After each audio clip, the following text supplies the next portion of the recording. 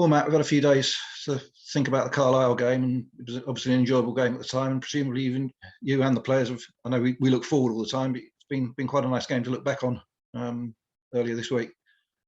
Yeah, obviously very nice to eventually probably take the chances that we've been creating. If you look back at all of our games this season, really, I've really been pleased with the performances and the chances that we created, which is including Cardiff away. Against a strong Cardiff team there as well. I've been happy all around with the performances, with the chances created. We've kept clean sheets. We've got wins at home. Everything's going in the right direction, other than probably us putting 3 or 4 past someone and putting it out of sight and not having a sort of a tight 10 minutes, if you like, as sort of like a Hartlepool game where we're 1-0 up, should be more. Oldham 1-0 up, should be more, and one we managed to hold on to and see through, and one we unfortunately didn't. So it was nice on Saturday to get that first goal so early on, which was very much the story of us last year at home, and then to build on that with a good goal, an important goal just before half time, a strong second half performance, using our subs really made an impact. Hence, Tanto coming on and getting down the left hand channel for us and cutting the ball back, which Ali eventually seals the win with the third goal, and then we can relax and enjoy the closing minutes and add a fourth. So, no, all-round pleasing day, even though I probably thought it was, performance-wise, it probably wasn't as good as the previous week at Exeter. But unfortunately, that's how football goes sometimes. But no, very pleased with the result and another home win. A very buoyant and upbeat training week that we've had. And we look forward to Saturday's game. Has anybody been affected by the petrol situation at all, or have we been able to keep training as usual with full complement? No. Fortunately, we've been okay. No players have used that excuse not to come in. So no, we've had everyone fit and training this week, and the petrol hasn't fortunately played a part or disrupted our preparation for this weekend's game. And looking at this weekend's game away to Northampton, now the league table suggests it's going to be a really tough test against a side that was in League One last season. Yeah, a good manager who's done well through the academy system there, and previously did really well at Brackley. He's had his first and pre-season with his squad, made some good signings in the summer, so they've hit the ground running. And Jason knows him really well and speaks very highly of him. And I think he's quite close to John, so we know what we're coming in for, and it will certainly be a very tough game. They're started very well. Every game they've been involved in has been tight. They're not letting many goals in, but we'll be up against a tough test on Saturday, that's for sure. But something we're relishing, and we're certainly in good form ourselves, and look to go and try and impose ourselves on them and cause them a few problems, and hopefully come away with that first away win of the season, which is probably the only thing that's missing now. Yeah, that's the sort of one remaining thing to tick off, if you like. We had the big win on Saturday and the win against Stevenage. Now just pick up a win away from home. You'd say we haven't really been second best in terms of quality in any of the games so far. No, 2 draws, 2 defeats on the road. Should have been easily fought Forest Green when we went toe to toe with them, and certainly had spells where we could have maybe got more out of the game. But I thought a draw was a fair result on the day, and unfortunately a last minute or an injury time winner for them. But a good draw at Salford, a good draw at Stockport Scunthorpe, even though I felt we had 2 golden chances to go and win it, and looked the most likely team to should have and could have won it on the day. So to go to Exeter and put in probably one of our best performances of the season and not manage to get that first goal and not take the lead was certainly a hard one to take. So yeah, it's not like we're backs against the wall. We're really struggling. I'm really, really concerned about how we're doing on the road. Not at all. It'd just be nice to get that first win, and then I feel really we're up and running in League Two. We've ticked every box, and we can sort of look forward and keep improving the squad and keep improving what we're doing and try and get as many points on the board as possible. But no, we certainly know we're in for a tough game, that's for sure. You were able to welcome Tanto back on Saturday finally, and he had an impact when he came on. What's the squad news looking like for this week? In a good position, I guess. Yeah, you could say that. Probably not for me with the decisions myself, Jason, Mickey have got to make. It's extremely tough.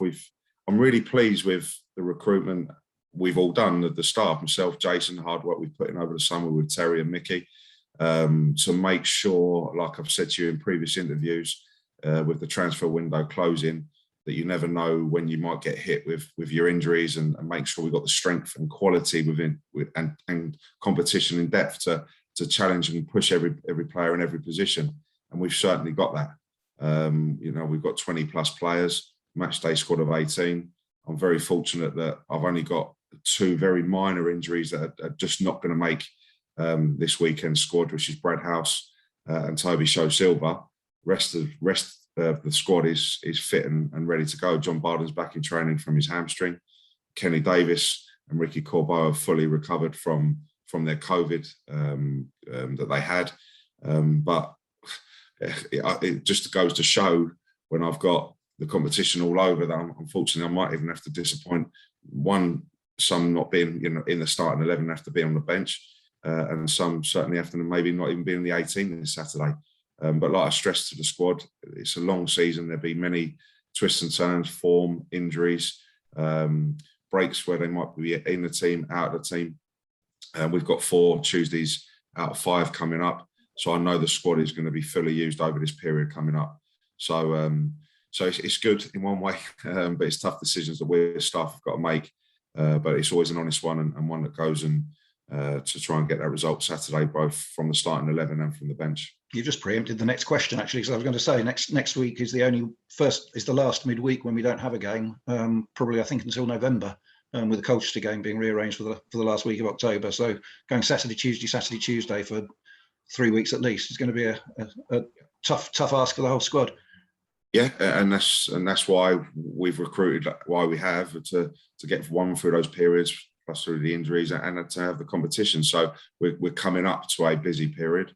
One that we just take game by game and see where each individual is, see how we're doing results wise, see who's in form, and we will pick the team accordingly leading up to each and every game, because it will be coming thick and fast very soon. But as I said, our focus is on Northampton and make sure we pick the right team and the right bench, because I really do feel that certainly is probably a difference I've found, where we were so strong last year, and some games we could maybe blow teams away and get our lead very, very early and see the game out. This year, I feel every game is so tight, and substitutions and the timings of those and who comes on certainly has a big impact into the overall result, and seeing that result through, or holding on, or whatever that the case may be. So that the bench is very, very important. And as I said, I feel we're only getting stronger as a squad. We're only getting fitter as a squad because of the slight injuries and the COVID cases that we've had. So I feel everybody's getting stronger, and the competition's certainly there. And I feel as a club and as a group, we're only moving in the right direction, which is good news for everyone. You mentioned earlier in one of the earlier answers, Brad House having picked up a knock. Gather this week you've gone out and found somebody to cover for Dean over the next month.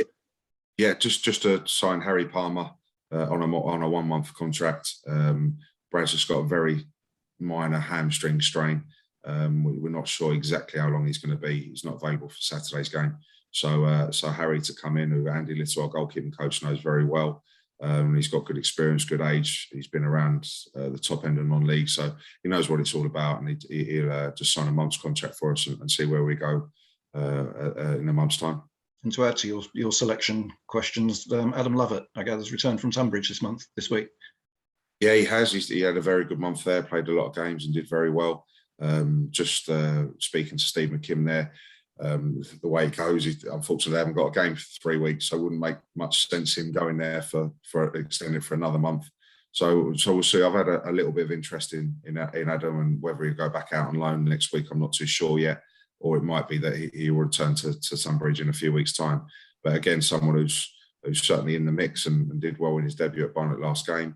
I felt with his stop-start couple of years that he's had, it's very important he goes and has a run of games, and he's certainly in the plans in the future. So we'll see how we go, over the weekend and early part of next week on making a decision where Adam goes over the next few weeks. Well, Matt, we wish you well with your deliberations over the next couple of days. Look forward to the game at Northampton. We'll see you there, and thanks very much. Yeah, brilliant. Thanks a lot. Cheers, Tony.